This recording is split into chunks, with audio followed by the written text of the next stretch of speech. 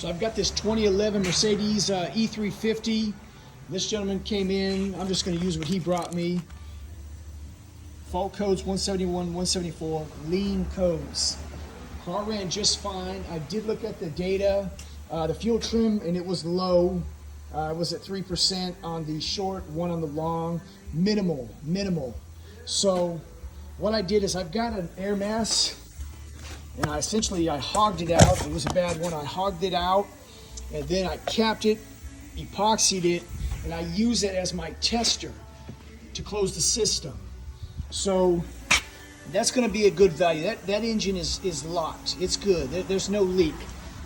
This ventilation hose, crankcase ventilation hose, is common to leak, but as you see, there's no smoke. I'm going to crack this.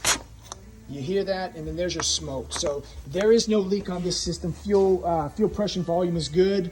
So I'm gonna shut that off. But what I like to do when I replace that, it's gonna be an air mass sensor is the problem. Replace these 2 seals, these large rings. There's your part numbers for each. Replace them both, and I like to replace the seal that goes in the air filter housing.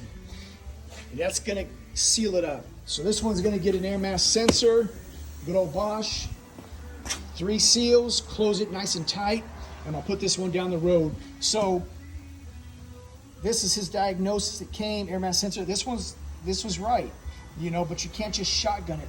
Smoke them first, make sure there's no leaks. And again, these leaks were minimal, and they were coming from these seal rings.